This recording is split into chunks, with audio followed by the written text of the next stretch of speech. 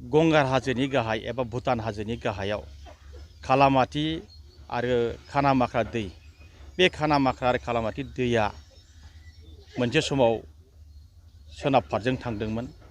दा बियो सानजा फारथिं एबा सबायजारथिं माने जेराव दैमा गैया, जेराव दैनि लामा गैया, बेखौ खुरखावनानै दैनि लामा बानायहोनानै सबायजारनि रायजो राजाखौ रुखु रुखु गाबहोदोंमोन। आरो बे गाबहोनायखौ लानानैनो बे ओनसोलनि रायजो राजाफ्रा, बे सबायजार ओनसोलनि रायजो राजाफ्रा माने जोंनि बिटिआरनि चिफ मानगोनां प्रमद बर' सारनियाव आपत्ति खालामदोंमोन, आर'ज गाबदोंमोन जे जोंनो बे माने खानामाख्रा दैखौ थेनानै होदो सार होननानै बुंबाय थादोंमोन। आरो आंनोबो बुंदोंमोन बे खोथाखौ, जिहेथु आङो दिनैनि दिनावहाय सबायजार कनस्टिटिउन्सिनि सासे इनचार्ज हिसाबै दं। बे इनचार्ज हिसाबै थानायाव बे जायगायाव आं केम्पिं खालामनो थांनायाव, बे जायगायाव आं मिटिं खालामनो थांनायाव बै जायगानि रायजो राजाफ्रा बुंदोंमोन जे जोंनो मोनसेल' खामानिखौ मावना हो, अब्लानो जों नोंसोरजों दं, इउपिपिएलजों दं, प्रमद बर' सारजों दं होननानै बिथांमोना बुंदोंमोन। बेनो जाहैबाय खानामाख्रा आरो खालामाथि दैखौ जोङो थेनानै होदो, अब्लानो जों नोंथांमोननो भट होगोन, नोंथांमोनखौ जों देरहाहोगोन होननानै बुंदोंमोन। आरो बेखौ लानानैनो आङो बिटिआरनि चिफ मानगोनां प्रमद बर' बिथांखौ बुंदोंमोन। बुंनाय लोगो लोगो बिथाङा आंनोनो बिबानखौ हरदोंमोन।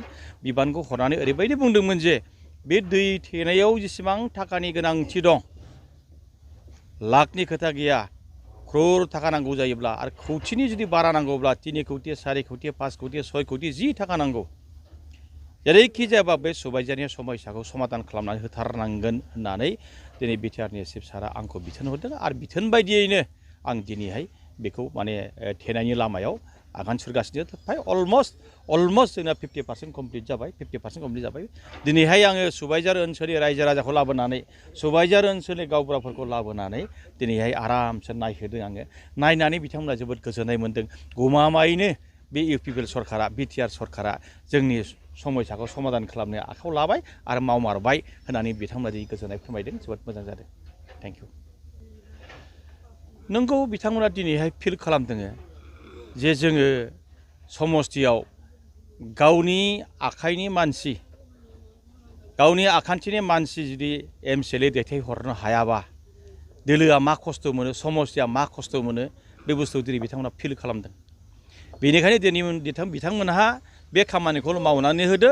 जों जानजि खाफ्राबाय, जोङो जोंनि दोलोनि बिजाथि जायखि जाया एबिसिडि जायखि केन्डिडेट हरा, बे केन्डिडेटखौनो जों देरहाहोनायनि थाखाय थियारिसै होननानै दिनै बिथांमोना रायजो राजाया आंनो फोरमायदों। जोबोद गोजोनदों।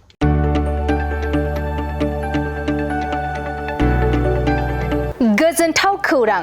बर'नि आंगोथार गोथाव ओंख्रि जानो मोजां मोनग्रा रायजो राजाफोरनि थाखाय गोजोनथाव खौरां। बर'नि आंगोथार ओंख्रि जानो मोजां मोनग्रा रायजो राजाफोरा बे गोदानै खुलिनाय लाइजौ हटेलाव हाबफैनो हागोन।